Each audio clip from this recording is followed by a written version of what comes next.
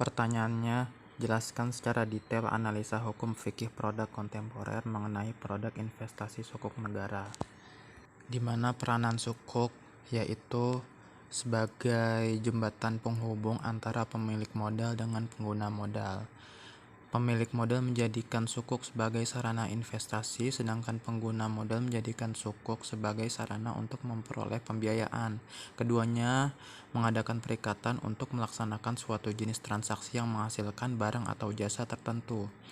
Perikatan antara kedua belah pihak tersebut di dalam fikih muamalah disebut dengan akad. Dalam praktiknya, sukuk negara ini memakai akad ijarah, di mana perikatan sewa-menyewa antara investor dan penerbit sukuk.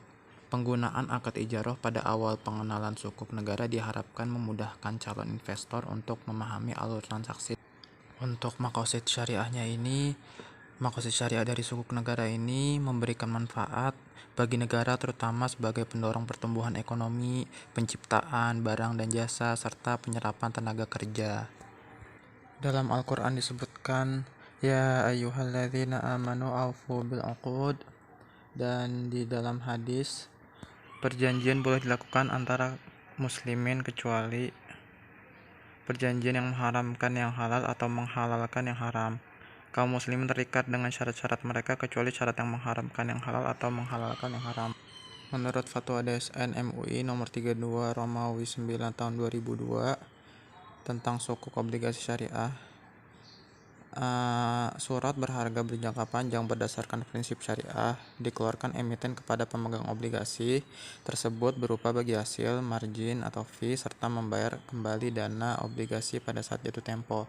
Karakteristik dan istilah sukuk merupakan pengganti dari istilah yang sebelumnya menggunakan istilah bond, di mana istilah bond mempunyai makna hutang. Dengan menambahkan Islamic, maka kontradiktif maknanya dengan biasanya yang mendasari mekanisme loan adalah bunga, sedangkan dalam interest tersebut termasuk riba.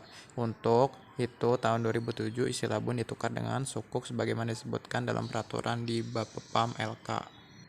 Abu Hanifah sendiri dan muridnya Abu Yusuf memberikan pandangan bahwa penjual suatu atau properti yang belum diterima oleh si penjual namun sudah jelas keberadaan fisiknya atau dapat dicek keberadaannya adalah diperbolehkan. Maka dari sinilah fondasi instrumen bernama sukuk di abad modern ini bermula. Untuk underlying asetnya sendiri, ini barang milik negara berupa tanah atau bangunan yang sedang digunakan oleh Departemen Keuangan.